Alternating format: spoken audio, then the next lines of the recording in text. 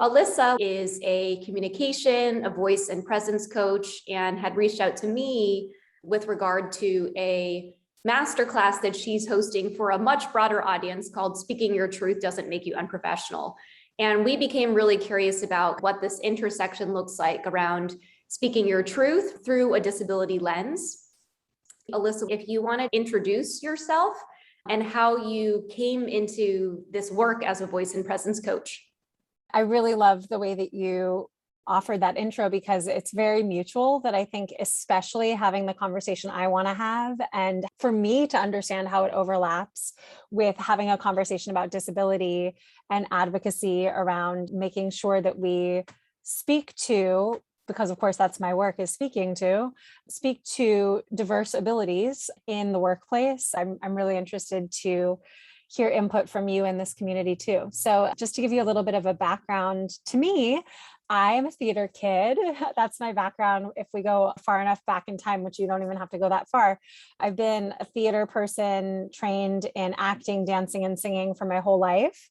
And that was just really what I wanted to do when I was a kid. And then when I was a senior at the University of Southern California, I had a incident with my voice, which actually it's so interesting to bring this conversation and this story here, because essentially I had an issue with my vocal abilities.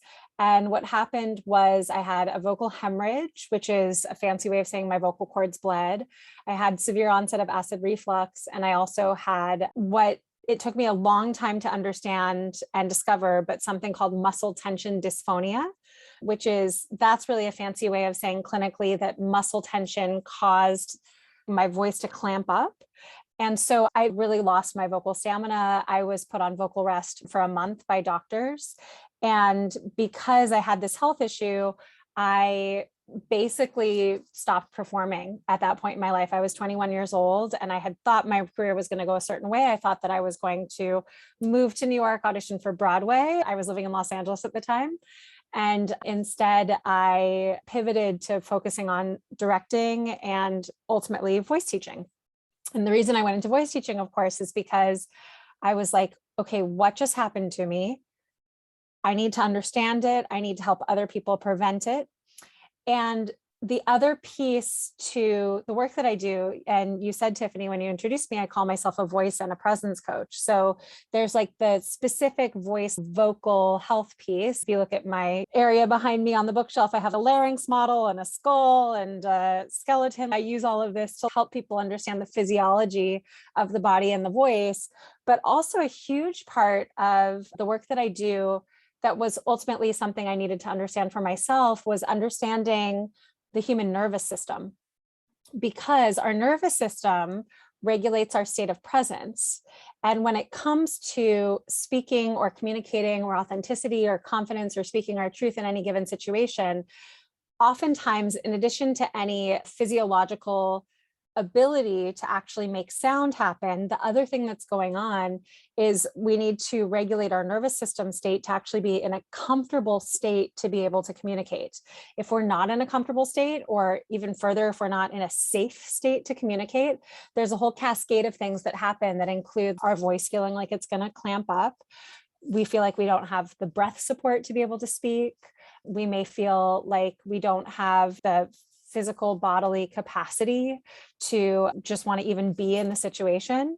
And of course, in bodies of different abilities, I'm really curious how this shows up. Some of us have impacted nervous systems, some of us have impacted physiology. Our nervous system is deeply connected to our mental health. This is all the stuff that I study and teach about.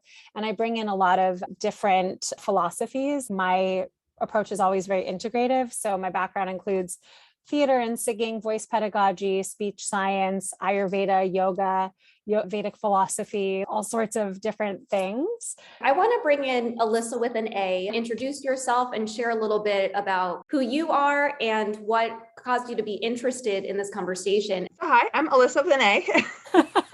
Nice to meet you. I was born with Erb's palsy, which is a brachial plexus birth trauma. And it has complicated my life in a lot of different ways, which I really didn't start to deal with probably until the last I would say probably 15 years when I started actually having surgeries after surgeries after surgeries. Being able to tell my story and advocating for myself has become more important to me. And I've been much more vocal about disabilities and disability awareness. And I'm a librarian by profession. And so thinking about accessibility in a public building and making sure that my library is accessible for everybody is something that I'm shouting at the rafters about on a regular basis. I came to this conversation because I want to be better about not only telling my own story so that people can, they don't see a person with a disability when they look at me most of the time. And so like understanding that, but also being able to better other people with disabilities who may not being served to the best of our abilities. Elissa, thank you. Wow, there's so many pieces of what you said that are very powerful to me. Thank you for sharing. I'll just share some of the stats out there, which is about 70% of disabilities are not visible, so they're non-apparent. And then there is an Accenture report that came out in 2020 that said that about 76 to 80% of employees with disabilities are not transparent about their disabilities at work. And so Elissa had come to me if I could share stories of how I felt like speaking my truth, and in this particular context through a disability lens, benefited me in the workplace and wasn't unprofessional. Elissa, have you advocated for yourself and it was embraced in a professional way? Have you shared and it felt unprofessional, or have you not shared, and what's the motivation behind that? A little bit of both. I mean, I did not share up until I started having to have surgeries, because obviously if I'm out for 6 weeks because I have a muscle transplant, you kind of have to share a little bit more at that point. And as I've gotten older, what I can do physically at work has changed. And so I feel like I need to be more transparent with the people that I work with about, I actually can't lift that. It's gonna hurt me if I do. And 10 years ago, I would have done it anyway, but I'm not doing that to myself anymore.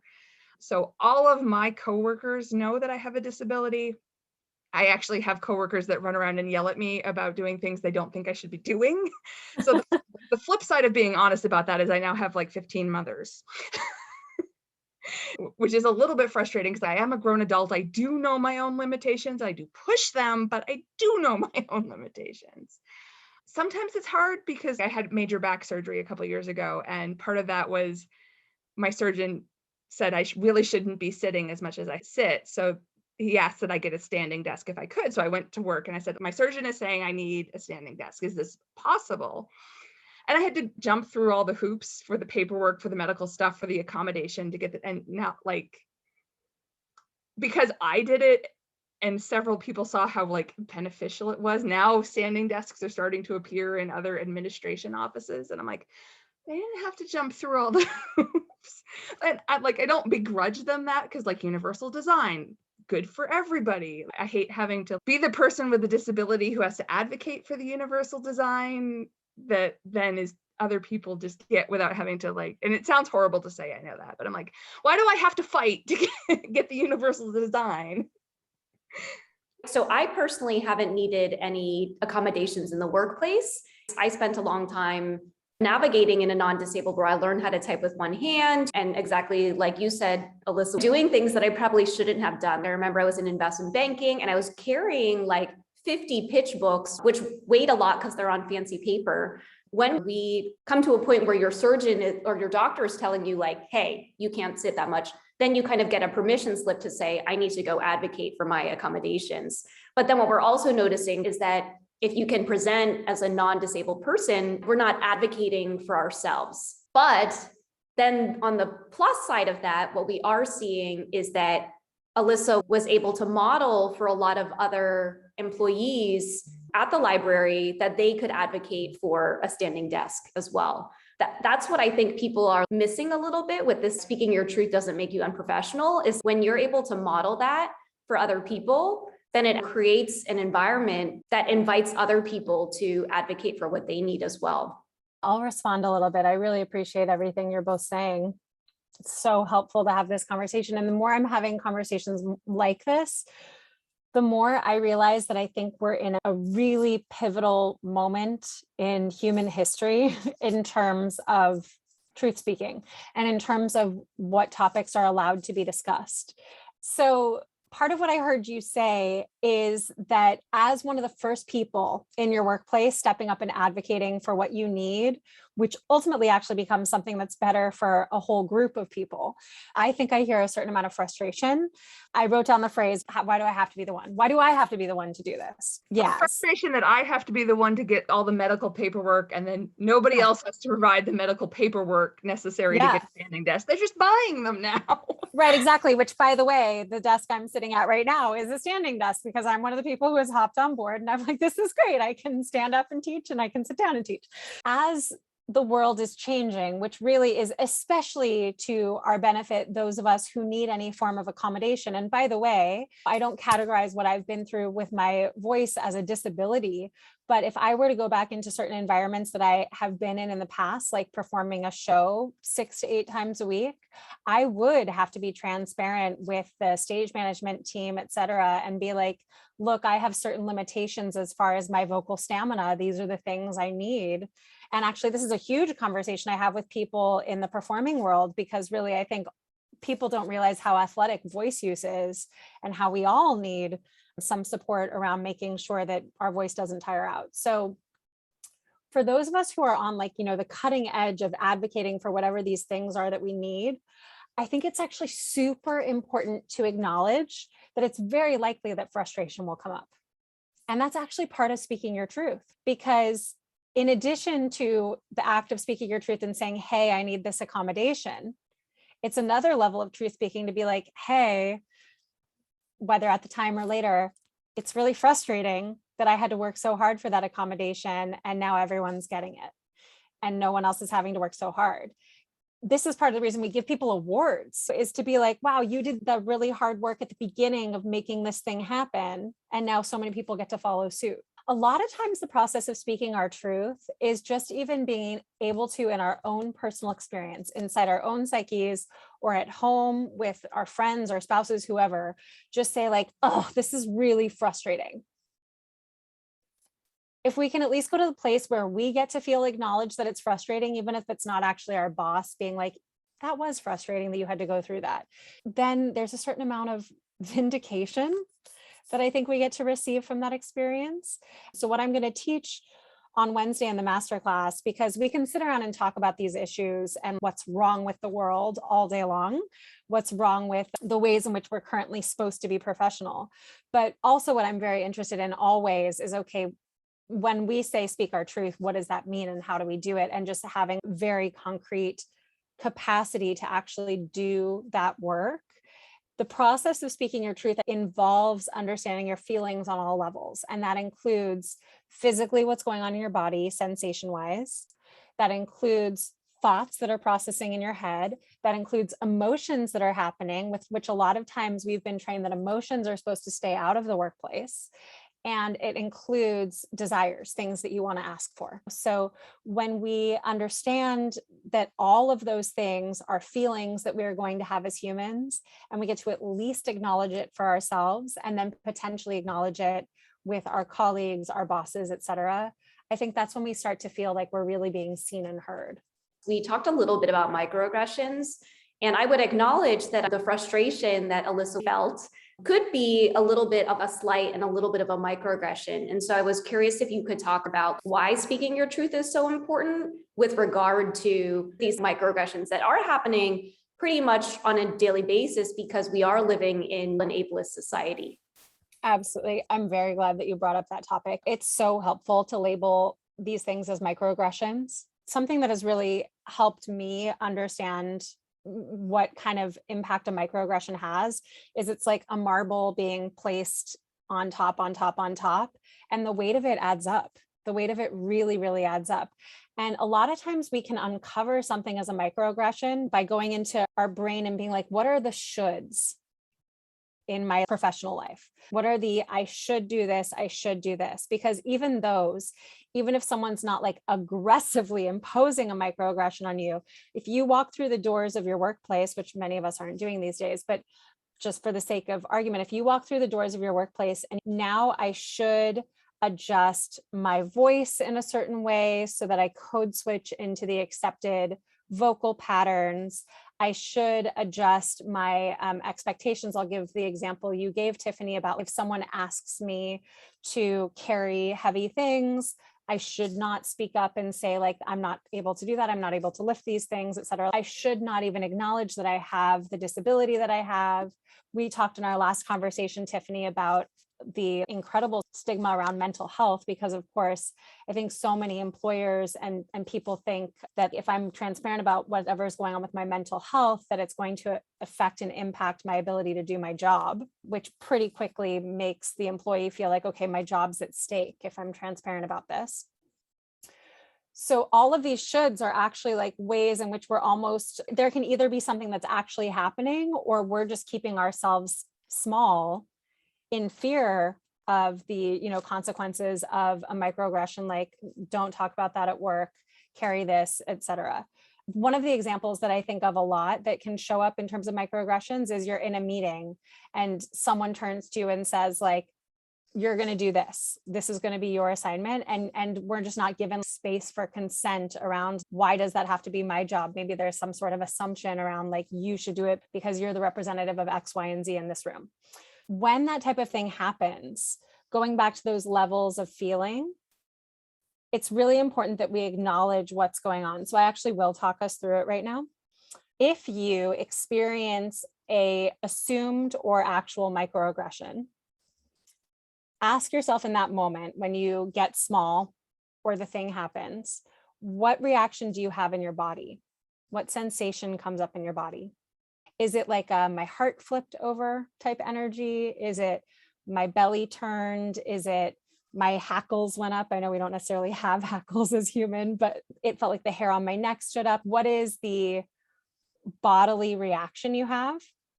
And I'll just focus on that step for a moment right now, because when you notice the bodily reaction, the really powerful thing is that then you can later reverse engineer.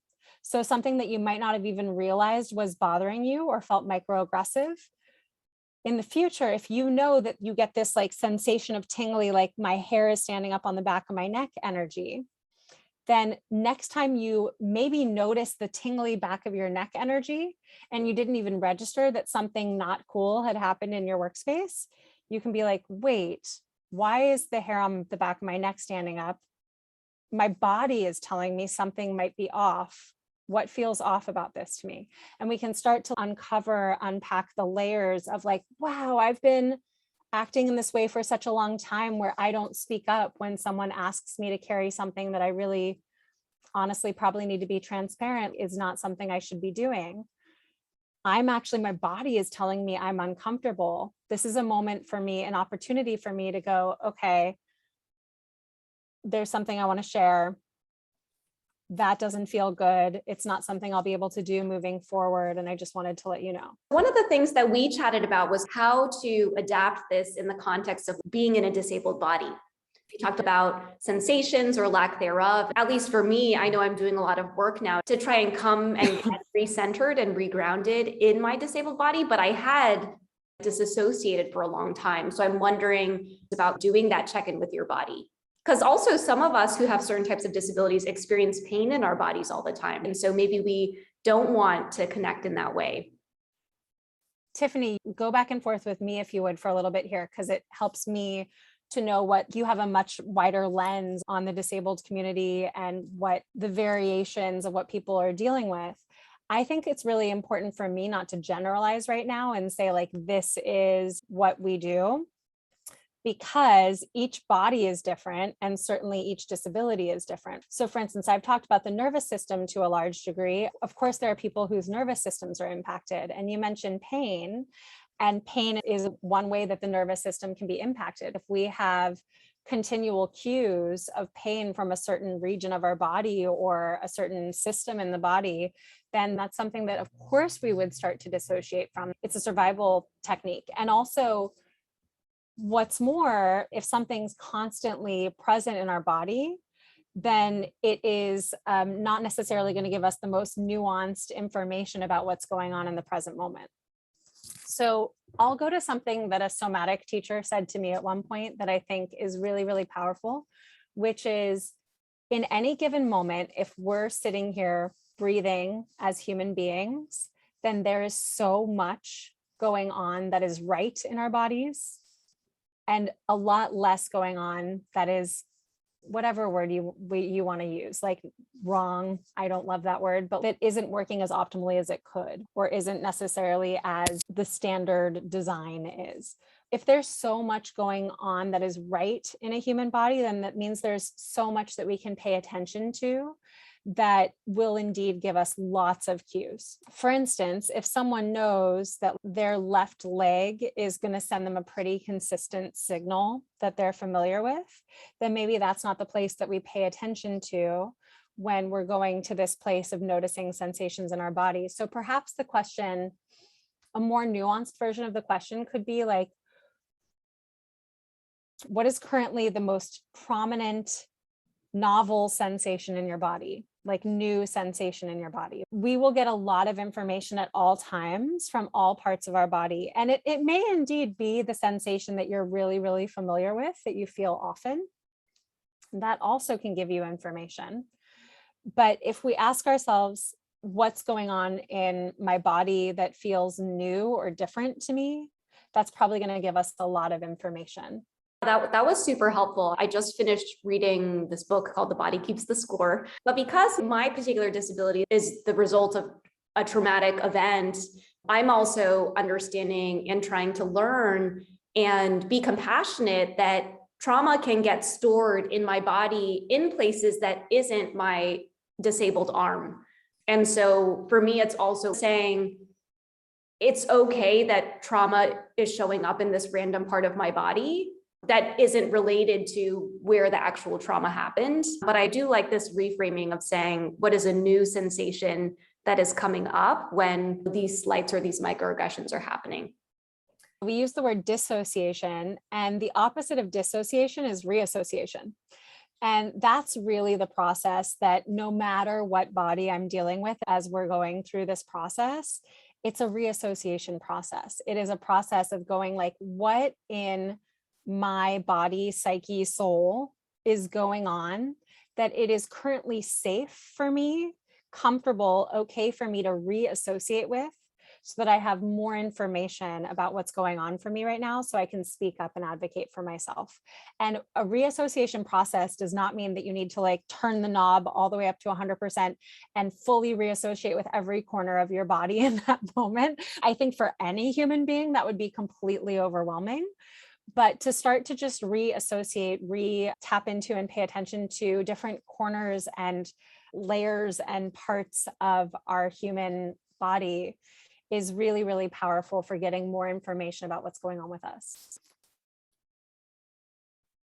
So we'll keep going through the process then. So we spent a lot of time talking then obviously about our embodied experience. So once we know what's going on with our embodied experience, and it might be something, it might be familiar pain, or like we talked about, we might be paying attention to what's new and novel. I'll just give an example. I actually don't feel so hot today, to be totally honest. It is the first day of my menstrual cycle, and I would love to reduce the stigma about talking about such things. So I will tell you that a huge part of my physical sensations today are cramps and a headache. I'll give that as my example. If I were to ask myself, so the next layer of understanding is the thinking, is the what's the story behind all of this? And mine's pretty simple. It's the first day of my menstrual cycle. I often call this step identifying the stimulus, because if we identify the stimulus as opposed to say, what's going on, the what's going on answer can become what I call a thought train, where we're like, well, this is going on, and she said this, and he said this, and I'm so stressed, and I have all these things. But if we just go, what is the stimulus? Like one simple thing, it's usually really simple. To go back to an example you gave, Elissa, it would be my coworker asked me to lift a heavy box, period. End of sentence. That just is the stimulus that happened in that moment. So next we ask, what are my emotions about noticing this? So I'll continue with my personal example. As much as I don't want to feel this way, I feel frustrated right now. I'll admit that. I feel lethargic. I feel angry is another version of frustrated. I feel annoyed. Those are all kind of versions of frustrated. There's probably a part of me, and this is kind of an emotional layer too, that feels accepting, because of course I'm in a female body and this happens once a month. There's that. So those are all the layers of my emotions. And then the fourth step is desires. And desires is, okay, now that I have all of this information, what do I want? So actually, I did have to do this practice today. I'm very excited to have this conversation, but there were other things on my calendar today that I was like, my brain's not functioning at 100%. So there were a couple of things I took off my calendar today. I was like, I have a headache. I don't feel well. This isn't super pressing. I am going to rest.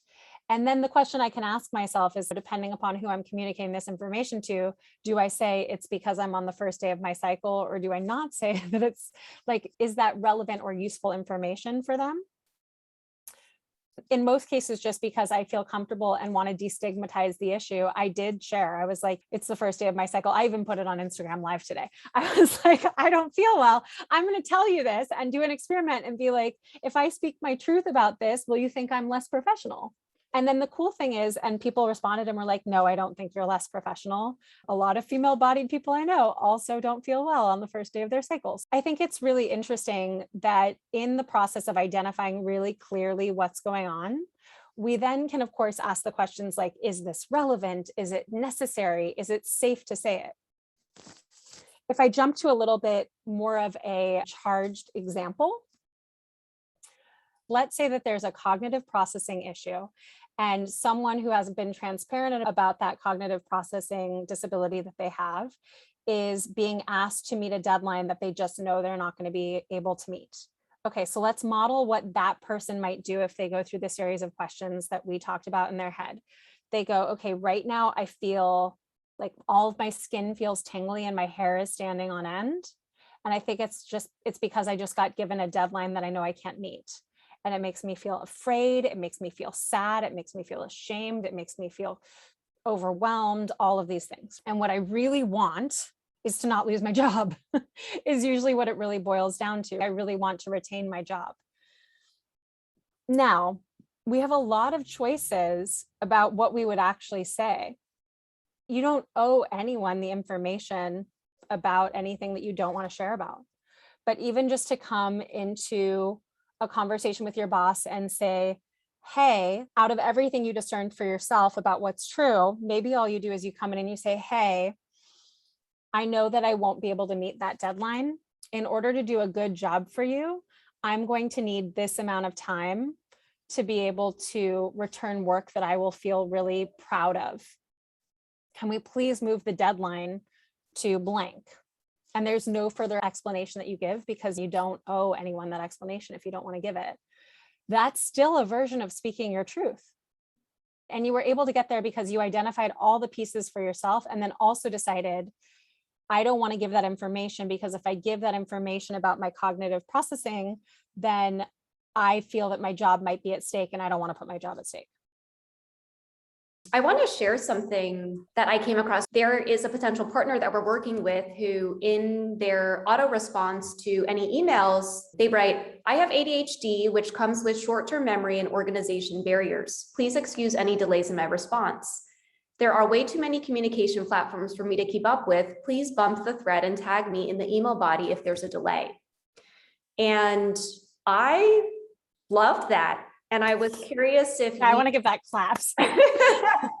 But when I saw that, and I loved the example that you shared, because again, if we look at this stat where 4 out of 5 disabled employees aren't really transparent about their disabilities, but you can be transparent about your needs and your desires if we look at your process without having to disclose medical things. And on the other hand, I love that this person who worked at a very large tech company also felt comfortable to put in their auto response to name, hey, I have this, and here is how I work. This is how it manifests in the workplace. And these are my own access needs in order for me to best serve you. And I think that both of those examples are really powerful.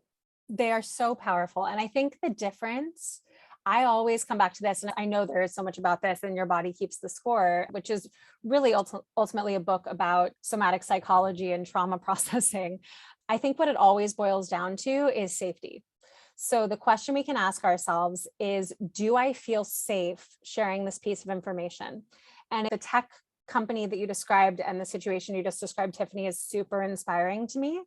And what I would discern and guess from that situation is that there's a company culture that people have a reaction like we just had, where we're like, applause, that's awesome, go you, thank you so much for sharing with us what's going on and your best methods of communication. There may be other work environments where that same message would be like, oh my God, did you see, where it just becomes like we don't know what to do with that because the culture is not that transparent. And that's where I would say someone's probably going to feel a lot less safe being the person to step up and say, I have ADHD. And it's totally, totally fine for you to make the decision to not share more than you feel safe and comfortable doing. And yet you can still, you can still speak your truth at the level of advocating for what you need and sharing your boundaries. That's so powerful what you talk about in terms of safety, because the majority of disabled employees aren't having that level of psychological safety. And I love that you shared that there is this nuance where speaking your truth isn't, I'm going to share everything about my health and my body and stuff like that, like reading the room a little bit in the way to better the nuance of understanding, here's the environment or the system that I'm currently working in, and here are the adjustments that I have to make. And I can still speak my truth, but not overshare or overindulge things that may make me feel unsafe. What I want to circle back on based on what you did share at the beginning, Elissa, and also where we've gotten to now, in terms of the question of sharing our story. So when we share our story, what it does is it creates a situation where people have a model for the possibility of being vulnerable, of sharing openly. They get to see, hopefully, someone sharing their story in a way that is safe, that they don't get attacked, and that we see like, oh, actually, there's a lot of support for situations like this. Oh, that person has either the same diagnosis as me, or I feel connected to them in X, Y, and Z way. And that makes me feel empowered to step up and advocate for what I need as well and speak my truth. I think what I want to circle back to is it is really vulnerable to share your story, because we have to very gently tread that line of being like, are people going to use information that I'm sharing against me? Are they going to become my parents in the workplace? Are they going to take away my own autonomy with the information? Or are they going to not give me certain assignments that I actually could and want to handle, so on and so forth? It really genuinely is very vulnerable to transparently share our stories. And also, when we do transparently share our stories and we deal with being the person out there in front forging a path, I think it's really important to acknowledge that there can and probably will be some frustration that comes up. Some like, why didn't someone do this ahead of me for me? Why do I have to be doing the hard work right now? The world and all the people in it should be different so that this is more acceptable, so I don't have to work so hard putting myself out there. I think if we can acknowledge that it's hard work and there may be some frustration and discomfort about the hard work, at least we can then have compassion for ourselves when the frustration and discomfort come up, because they will. That's very human.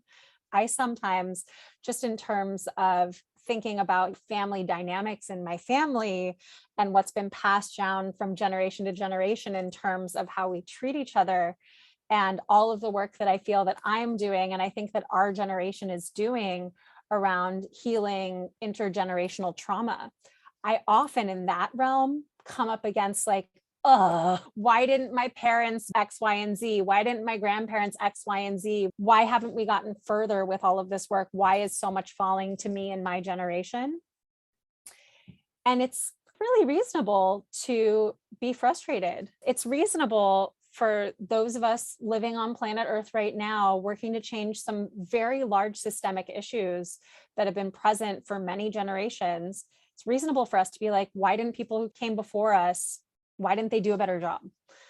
Part of me wishes they had done a better job. And also part of me thinks it's really, really incredible that we're living in the moment in history and time that we are, where we have the privilege and capacity, to the extent that each of us does have, to speak up about these things and to make changes.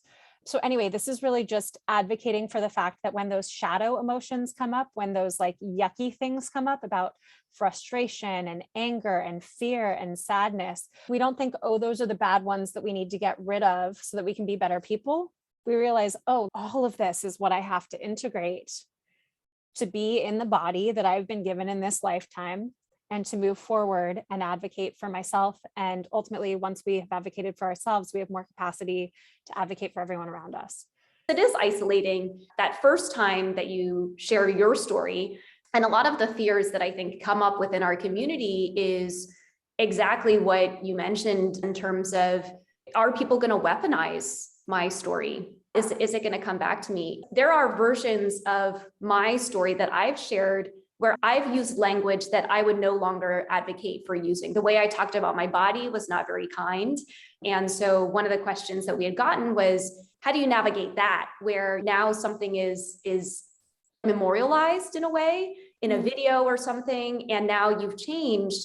And the way I responded was, at that particular point in time, I was speaking my truth in the information that I knew at the time. And now I have new information and I've changed and updated that a little. I know you have this free masterclass coming up on the 15th. I've posted a link to it in the Diversibility Leadership Collective. I was looking at the takeaways of what you would get if you attended.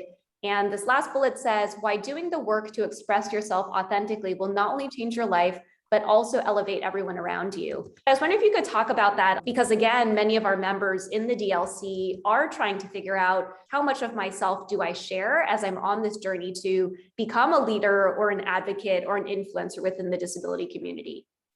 Thank you. That's a great note to end on. I'm very happy to answer that question. So, I mean, actually, I'll go back to an example that you gave, Elissa, earlier on about you did the hard work to ask for a standing desk, and suddenly standing desks have started to pop up all around the office. That's a very concrete example of the work that we do can actually elevate quite literally everyone around us.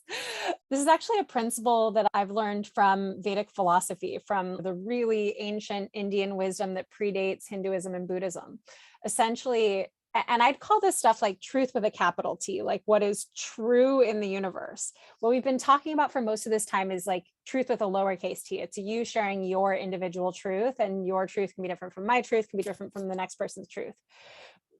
The capital T truth of what happens when we all share our own individual unique experiences and perspectives is, quite frankly and literally, a frequency change. So if you think about it, my voice, what's coming out of my mouth is vibration. And the vibration, we've probably heard this cliche, this catchphrase, raise your vibration. The vibration of what I'm letting out into the world, if it's actually in alignment with how I truly feel, if it's not like me spouting words that I'm supposed to say, but it's actually genuinely the stuff that feels like it's coming from my guts and my soul. You may know that when you share something that really feels aligned, sometimes we get that tingly feeling in our body, like, wow, that felt so good. That's literally a vibrational shift. It's a frequency shift. And it is very magnetic to other people when we do that type of thing. This is a nervous system term through Neurosception, which is my nervous system tuning into your nervous system. It's not necessarily anything that I can physically see, but I get this spidey sense that like that person feels really authentic. That person feels really grounded. That person feels very true. We get that sense through Neurosception.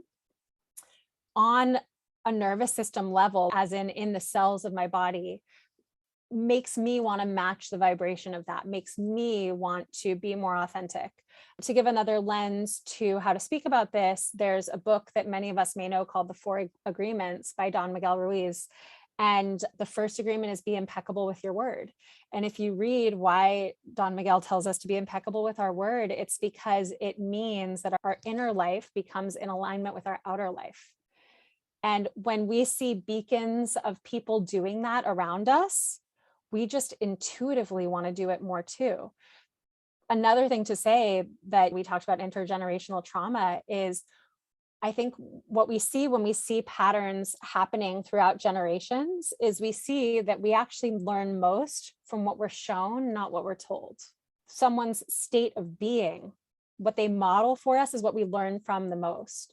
So when you speak your truth, when you share your story, when you live the life that you are meant to be living on this planet more fully, you inspire people through the modeling of your state of being, and more people will want to be like you, but not like you, not exactly you. They want to be their version of living their fullest, most expressed life. So if we can model that for each other, we're actually going to start this chain reaction of up-leveling instead of trauma. And that's the inspiration, is a lot of these systems of oppression that have come into existence over the last hundreds of years in our society. They've come into existence because people are just copying and modeling what they've seen, which means we have all the tools we need to just change the frequency of that. Wow, that was so powerful. I love this copying and modeling, because what you're highlighting is you can copy and model trauma, but you can also copy and model possibility. And so with that, Elissa, I wanted to turn it over to you to see if you had any final thoughts or questions. I thought this was great. Thank you. My one last question, in terms of putting myself out there, speaking my truth, being that like my authentic, honest, suggestions on ways of doing that, but also in a way protecting myself and my intersectional identities from that exhaustion that comes with putting yourself out there with marginalized identities. Yeah.